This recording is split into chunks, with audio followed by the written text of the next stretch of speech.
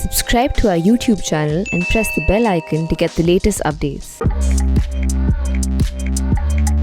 I'm with Mukul Rohatgi, the former Attorney General of India and India's one of most learned and respected counsels. And today we're talking freedom of the speech, dissent, whether we should be afraid to speak what we have to say, like Disha Ravi, Munawar Farooqui, and Nodeep Kaur. Mr. Rohatgi, welcome to the Printed Uninterrupted. Thank you. So, sir, the first question to you, which is that there's been a lot of talk these days about why and how the judiciary has been rejecting, in case upon case, the bails of young activists, and not even activists, a comedian like Munawar Farooqui. So, in your view, how does that happen? See, matters of bail are actually individual perception of judges. Mm-hmm. Now, while bail should be the rule and jail should be an exception, which was stated way back 40 years ago, unfortunately, I have publicly said that the law of bails has been kind of turned on its head over the last maybe 25, 30 years. What does that mean, sir? Well, what it means is this, that in the old days mean that when I started practice in the late 70s or early 80s, matters for bail were argued for not more than 15, 20 minutes. Bail orders were passed like half a page. Somehow over the years, bail is not seen as just a bail. It kind of becomes as if you are deciding an accusation at that time, which is not the real point at that time. And slowly, bails have got very, very lengthy in terms of hearings and orders and all that. And, that's been a trend in the judiciary. So it's not that you're talking about one individual today, one individual yesterday. We have seen that in the case of some other media persons also. But apart from media, these are cases which are highlighted by the media, the ones you're talking about. Yeah, but there are a huge number of cases where under trials are in jail for years on end, and some of them are virtually in a position where they have served more than half the sentence or 3/4 of the sentence, which is yet to be imposed because they're still under trials. That's right. So I'm sorry to say that the criminal justice system is pretty much in shambles. People are in jails, appeals are pending. Grant of bail or not is also, but an aspect of this whole scenario which I'm telling you. Mm-hmm. And all I can say is that it is unfortunate that bails are not taken up very speedily. See, I cannot comment on a general thing like you say, or a question that bails are being repeatedly refused. I don't think that's too general a question. No, the reason I'm asking this is because in the case of this young comedian Munawar Farooqui, he didn't even say what he wanted to say. We don't even know what he was going to say. But madam, all I can say is that it is unfortunate. It shouldn't have happened. I am appearing for another cartoonist or some young lady in the Supreme Court where a contempt petition has been filed against her. I forget her name, for making some cartoon of the Supreme Court, etc. Along with that other comedian. Kunal Kamra. Along with Kamra's case. So those are going on. I don't think the court should have entertained these kind of contempt petitions. No, but what is it? Is it the court becoming insecure? Is it thin-skinned? Does it not like to laugh at itself? Well, that's what I am saying in defense. The court has not, to be fair to the Supreme Court, the court has not reacted. It's a contempt petition in which the Attorney General has given consent to file a criminal contempt. That's why the court has kind of issued notice, because the AG has given consent. which according to me should never have been given. As you rightly say, it's a satire. It's a satire or a lampooning. I mean, all public institutions or public figures, politicians, everybody in public life has to have a thick skin to take it in a sporting way about some lampooning or satire, etc. But I'm sure the court will ultimately look at it that way. But you feel that the court is becoming thin-skinned and more insecure? Not really, no. This is not a correct example to say. I won't say that the court is becoming thin-skinned. It's just that people, I find,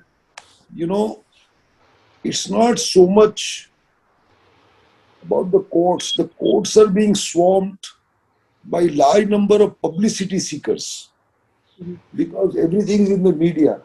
So somebody files this criminal complaint against this lady I'm talking about, along with Kamra. It's been filed by a law student. What interest do they have? How are they concerned with the legal process in that sense, or what is going on in the court? You should look They should just throw it out, no? And they should make an example of it. You should just throw it out instead of... It will happen. It will happen. But the wheels of courts move differently. What I'm trying to say is this kind of sensationalism has taken over all kind of courts. People are filing petitions. I mean, I have done cases where movies are being made by Netflix, by this, by that, the Tandab movie. So many of those cases.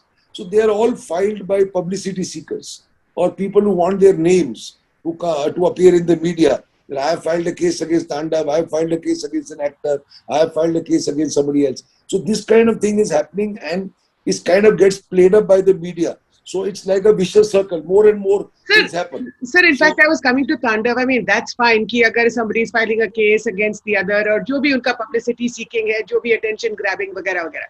But the question is, in the Tandav case, Aparna Purohit, who is the head of India's Amazon Prime, जिसने ये बनाई है, ये जो film बनाई है Tandav. Now, the judge in Uttar Pradesh, in the Allahabad High Court, has rejected anticipatory bail. ये कहते हुए that she is the Tandav, the name is offensive, that they are lampooning Hindus, gods and goddesses. I mean, how can a judge even reject anticipatory bail? Isn't that sort of standing the constitution on its head? No, madam. Don't take it like that. Anticipatory bail is not a vested right given to anybody. I mean, 8 out of 10 anticipatory bails in the country are rejected. Let's be very clear about it. You can say that this may be a case where anticipatory bail should have been granted. Okay.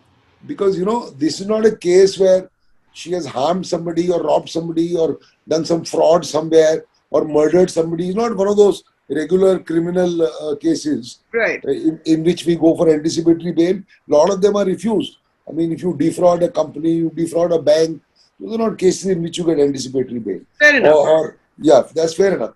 But this is a case in which I personally think that anticipatory bail should have been granted.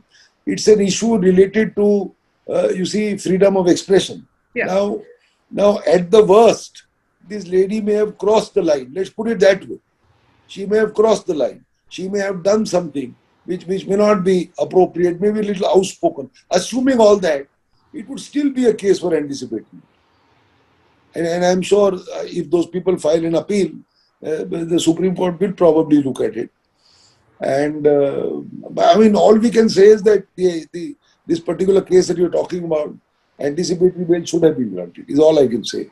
And sir, let me take you to a third case, Mr. Rohatgi, the case of Disha Ravi. I mean, this has been in the press for the last several days. I mean, my question is that this is a young activist. She's 22 years old. Dharminder Rana, who finally... Yeah. So in Disha's case, madam, I have said on a public platform on TV about 10 days ago, before the bail was granted, that it seemed to me to be a trigger-happy police in filing a case for sedition. Sedition, as you know, is a colonial overhang which was brought by the British to keep the local population in check. That if you do something against the government, you are going to have life imprisonment or Kala Pani as it used to be called. Sedition implies violence, a call to violence, a violent uprising to overthrow the government, insurrection, stuff like that. Yeah. It's a very, very serious offense. So I had said that from the material which is available on the TV, whether she was a collaborator with Greta Thunberg or whether she had some toolkit here, there, whatever, it was far removed from the requirements, quote unquote, of sedition as the law stands. And I am very happy that the judge saw through this trigger happy game and passed a stinging and a bold order. And I am already on record in that public debate saying that I wish that such a bold judgment on bail is in fact, kind of leading the way for even superior courts to kind of turn the jurisprudence back to what it was when Justice Krishna Iyer said in that famous case in 1978 that bail is the rule and jail is an exception. I hope that the courts correct the path for bails because liberty is the most cherished fundamental right, followed by freedom of expression. Yes, sir. And, I'm in fact going to quote from Dharminder Rana's, the additional sessions judge, his 18-page judgment in which he says that citizens cannot be put behind bars simply because they disagree with the government. I entirely agree with him. I've already lauded his bold views. And I think this should become a flag bearer for the future. Mr. Rodgi, you were a young man of 20 years old when the emergency was imposed by then Prime Minister Indira Gandhi, and subsequently you joined the law college and became a lawyer. But I'm just wondering, did that have an impact on you when you speak out against the silencing of dissent and in favor of freedom of speech? Do those years come to your mind? Well, maybe a little bit, some subconscious somewhere, because I did not really bear the brunt of the emergency in the sense that I was not jailed and I was not really a part of any political campaign. But yes, subconsciously, yes, because some of my dear friends were. And one of my dearest friends was the late Mr. Arun Jaitley, because we started practice together virtually, though he was 2 years senior to me. But he lost 2 years in the emergency. He was in jail. So he would tell us stories about jail and about emergency. And of course, it has somewhere in the subconscious that is there, but not in a very active kind of way. So do you feel that the courts are missing Arun Jaitley today? I mean, he was, of course, a minister. He became a minister, very senior minister in the Narendra Modi government. But today, if he was around, do you think that this would not have happened? It's very difficult to say, madam, whether things would have changed or not. But see, it requires two hands to clap. The government also should relax or loosen the rules relating to bail, because in many special acts, bail has become more and more stringent. This rule that bail is the rule and jail is the exception did not apply to cases of terrorism, did not apply to cases of drugs. So drugs and terrorism were two laws which came in the 80s and 90s, and this rule didn't apply, which was okay because they are horrific offenses. Right. Terrorism is against the security of the state. Drugs are something in big quantity, it can destroy a nation or destroy, a generation. But slowly and slowly, I have found in the last 30, 20 years, the laws in some special acts, for example, even in the Companies Act now, or under the Money Laundering Act, or some other acts, this rule no longer applies because of legislative changes made in these acts, wherein you have virtually to show even to the judge granting bail that you are virtually, innocent. The onus is on you, while the legal position is that the onus is on the prosecution to prove the guilt and the innocent. There is the presumption of innocence, Yeah. and the man can remain silent. But now this whole thing has been twisted. As I said, it was right when it was done for, narcotics and for terrorism. But I don't think it is right when it is done even for other offences, which practically makes it very difficult for a judge to grant bail, because the law says in those special cases that the judge will not grant bail unless he is kind of satisfied that the man is innocent. How can that satisfaction be reached? At the time soon after arrest, there is no material, there are no papers, there is no case, nobody. How can anybody do that? So that I think the government has gone a little, extra overboard, I would say. And if that is so, they have also to pull back. In some 1 or 2 years, I have seen there is some attempt to decriminalize some things under the Companies Act. I welcome that. Yeah. That's the way it should be. You decriminalize some things, reduce the sentence, punishments of petty offences. That should be much less. And the courts also would then look at it. It has to work in tandem. It Right. can't work only with courts. If the law says that you must prove your innocence, what can the court do? Sure. So you have to work in tandem. When you work in tandem and you look at the earlier ideals, look at our criminal jurisprudence, that you are presumed innocent till you are proved guilty, you go back to that, relax the stringent norms, the courts also come back, follow the Dharmendra Rana's kind of views, and maybe in a year or two, you can have a kind of a ready middle path. That's what I Right. would say. But what is interesting is that when you say that it takes two hands to clap, so both the government or the parliament has to legislate in favor of, sort of Article 19(1)(a), which is freedom of speech And liberty. and liberty. But what do you make of this growing intolerance? I mean, do you think that? Look, that's why I said that this intolerance which you see on TV and which is picked up by media is actually a result of attention seekers, and as a result of these sensational news seekers. Whether you take Tandav, whether you take something else. I've done so many of these cases. Yeah. Some vague person in a village or a town in Madhya Pradesh will file a case.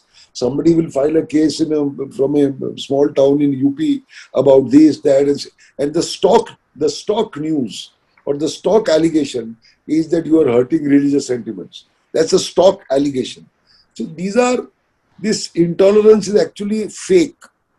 It's not that there is real growing intolerance which you can actually measure. It's not that, it is just fake. Because every case which I have done in the last maybe 2 or 5 years or 10 years of this kind are actually only motivated by the things which I am saying. That's what I have been But finding. it's the judges that are responding like this. No? In the Aparna Purohit case, it is Justice Siddharth of the Allahabad High Court who is saying. Yeah, but madam, the point is, you can characterize it as wrong. No, what else can you do? He's a judge. He has a right to decide wrongly. He has a right to decide rightly. He has taken a view. The only legal way to correct it is to challenge it in the Supreme Court. What else can we say?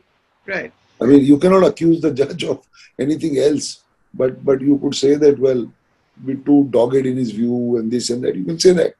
But then what to do? You have to then challenge. There is always good, there is always bad. No? There is nothing ideal in life. Mm.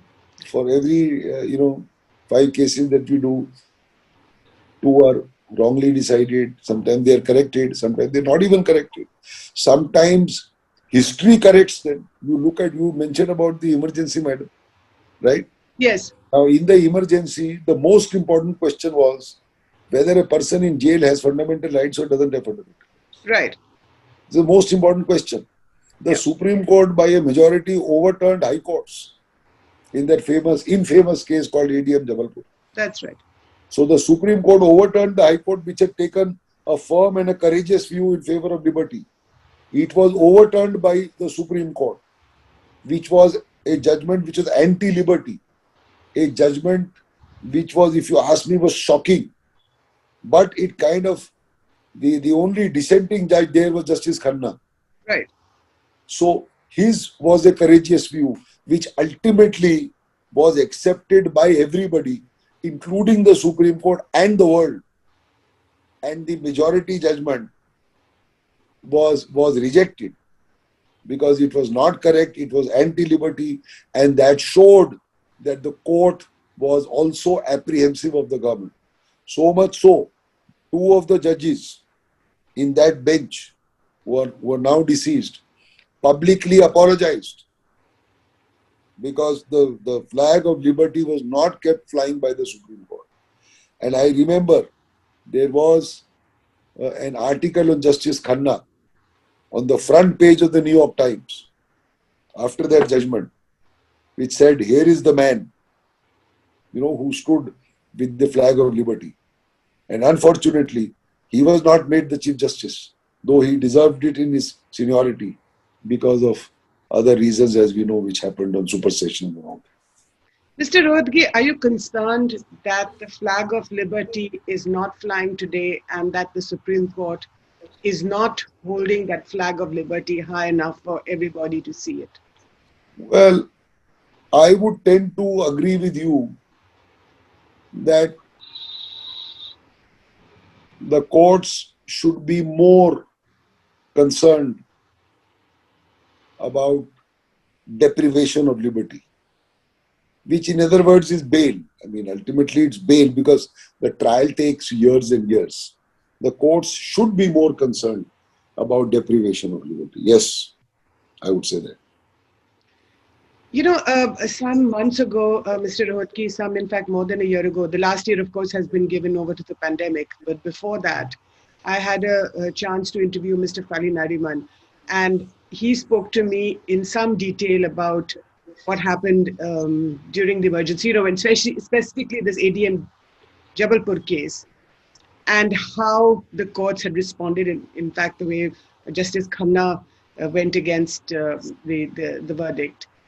And as we see, as Indians of my generation, when we saw that, what happened during the emergency, of course, we were still studying.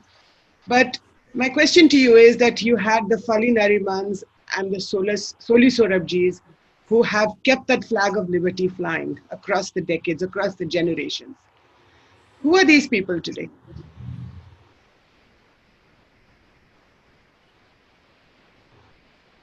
See, I mean, as a lawyer, whether it was Mr. Nariman or whether it is X or whether it is Y or whether it is me, as a lawyer, we are generally appearing in favor of bail. The other side who opposes it is the government. And I can tell you one thing very frankly. When I was a law officer, ASG 20 years ago or the Attorney General some years ago, and even as appearing for the government, on the other side, opposing a bail, very often one would realize that it is a case for bail and would not unnecessarily oppose it.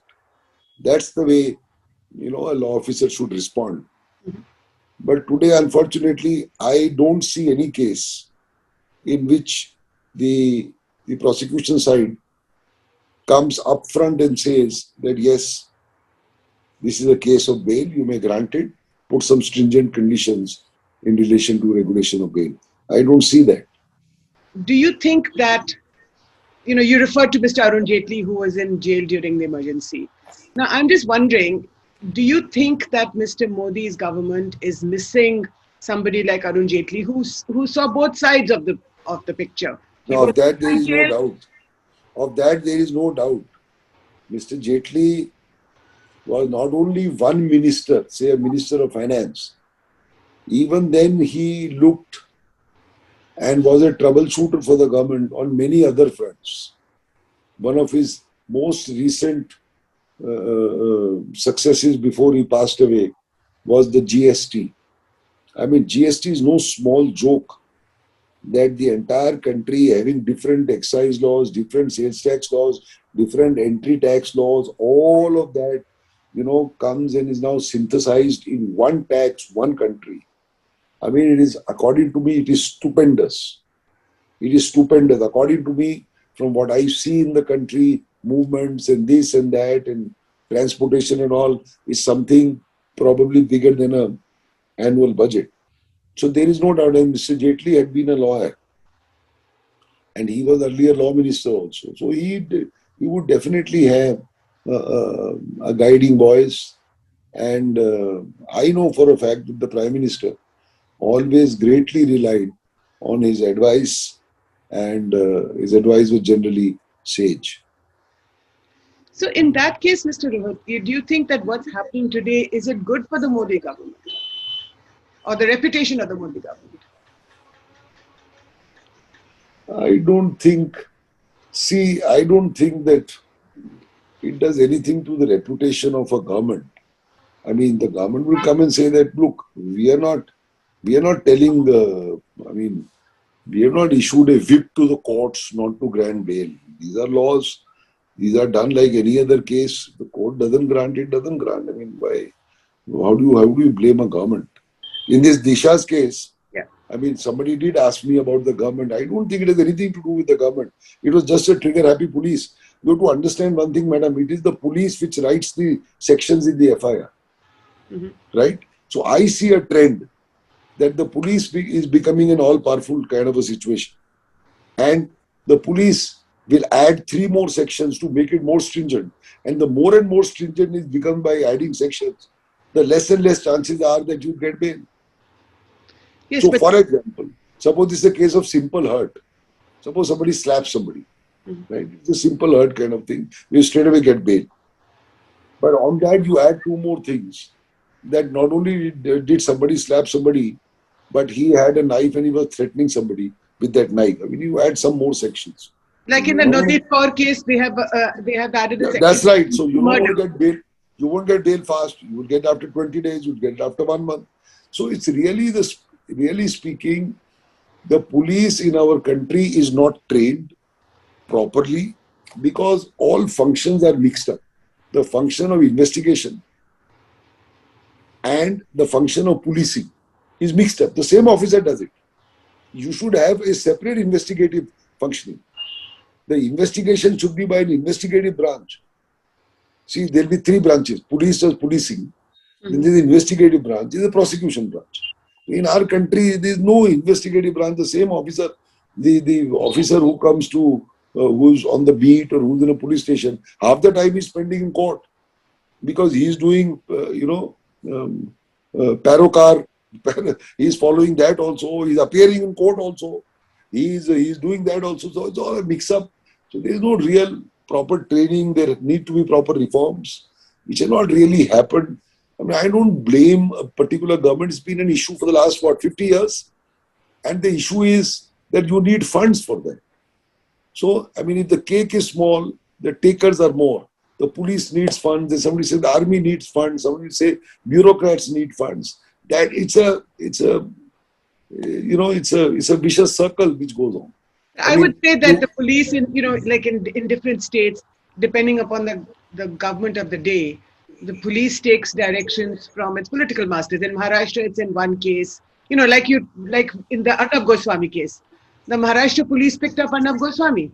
I mean, there was no, even if he was, whatever the circumstances were, but there was no need to arrest him. Similarly, whether it's in Uttar Pradesh. Yeah, but madam, you are right. The law is that even though there is power of arrest, it should not be used in a routine fashion. That is also the law.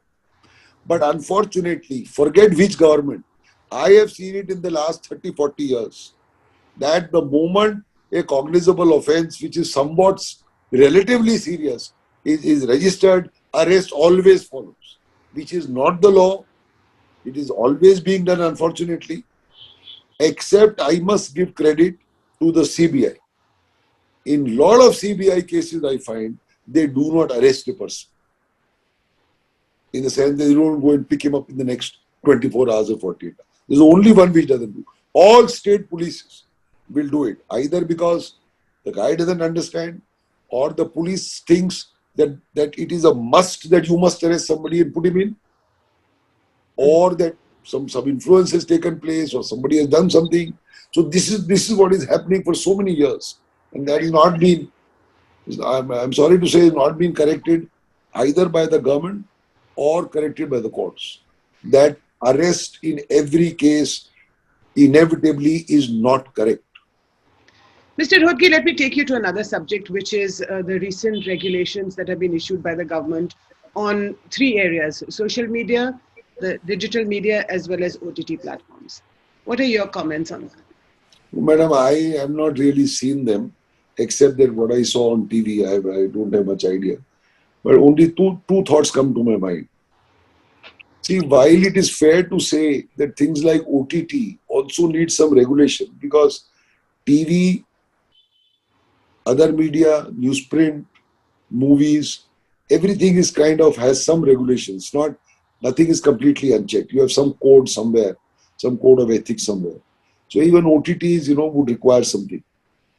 But from what I found, that if you want the name of the originator in a WhatsApp, and that originator's number will always go when you forward it, etc., to others, and that number should be made available if the government wants. That is trenching on the issue of privacy. Mm-hmm. The privacy is also now a part of fundamental rights decided by the Supreme Court. So if I send you a message, it's meant for you, and even if you forward it to somebody, I don't want that my name should be sent to somebody whom I don't know because I have sent you a message. You may like that message or the quote and you may send it further, but I don't want that my number should go to 5,000 other people, right?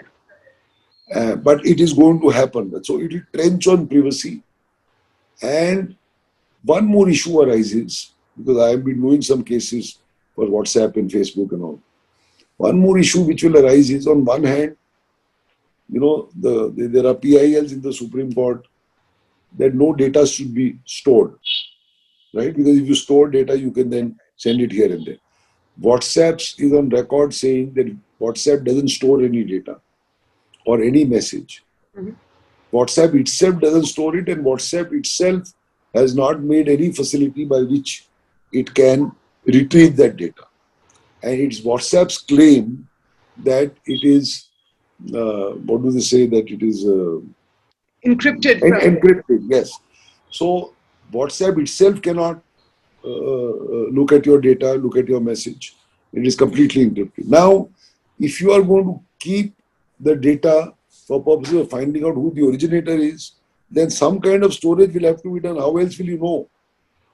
And that, on one hand, you are going to have a Data Protection Act, Privacy Act. So I think it's a little too hasty, the move. It should have been debated fully, and maybe it should have gone through the route of Parliament rather than an executive order. That's what I think. So, the question is also that a lot of, I work for a digital news platform, of course, the print, but every newspaper is also online, right? So are you concerned that this is perhaps, another way of greater regulation over the media? No, madam, I don't think that is the idea from what I heard. It's not as if that there is going to be some kind of a pre-censorship or a regulatory control over newspapers and all that. Maybe the idea may not be bad, the execution may not be okay. See, the idea is that OTTs, etc., cannot remain unregulated when everybody else is regulated. All competitors are regulated, so why should not they be regulated? They cannot just push in whatever they want to push. If there are issues relating to security of the nation, which the minister did say on TV, I have not examined it. If those are the concerns, then yes, certainly regulation is required in the interest of security. But again, the idea is that you don't use a hammer to kill a fly. Let's put it this way. So, beyond that, I cannot say anything. I have not studied them. If some people want to challenge it, then we'll have a look at that. Would you say that in the name of security, whether it's Disha Ravi, or whether it's greater regulation on social media or OTT, that in the name of security, there is increasing invasion of privacy and also of freedom of speech and a curtailment of freedom of speech. See, as I told you again, this is pressed into service essentially by the policing department. So you say security of the nation, so you say sedition, so you say this or that. It is also, as I told you, one is not aware. The idea is to put in a big block of sections and all that so that, somebody doesn't get bail. It's basically that. Should the law of sedition, which is a colonial law, a British Raj era law, should it go? I don't think we are as yet mature for that law to go. Right? Like, for example, even contempt law has gone away in England. It is no longer there. Neither is sedition. But I don't think we are fully ready for this to go away today. I don't think so. But it has to be properly implemented. But it Because, is. see, security of the nation is an issue here, which may not be an issue in England. England doesn't have hostile neighbors. I mean, any European country, you have open borders. Look at our position. We have hostile neighbors all around. We have all kinds of things happening, attacks, non-state actors attacking India, people getting killed and all that. We cannot do away with it. It will have to remain. The only idea is that you have to strike a balance and do it properly. That's all. But you feel that it is being misused in many ways, especially domestically. Yeah, misuse because people who are in charge of implementing it don't really know the nuances. And it's kind of, it works in a ham-handed fashion. Mr. Rohtkar, last question. If you had to speak to the Supreme Court openly, what would you say on this matter of freedom of speech, dissent, the right to speak without fear or favor? Well, I would say, I mean, I argue so many bail matters. I always say that let us not forget the principle of bail and jail being an exception and all that. And that is how we have done in the past, etc. But what happens is, I mean, one bad egg spoils a lot of things. So, I mean, there have been cases where earlier people were given bail by the Supreme Court and they ran away. They ran away from India. There have been cases like that. Some cases are still pending. I mean, so much so I can tell you a case relating to, I think, a matrimonial dispute, etc. Somebody just ran away. Now, the court trusted that person. They did not run away. They have run away. So these bad eggs kind of cases create and spread ripples of a much larger magnitude. So this also happens.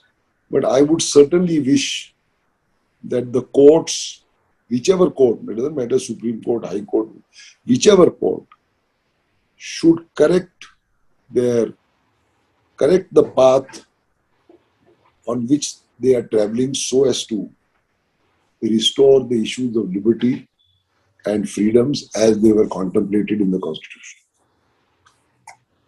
Mr. Rohtkar, thank you so much for your time. Thank you. Thank you. For speaking to the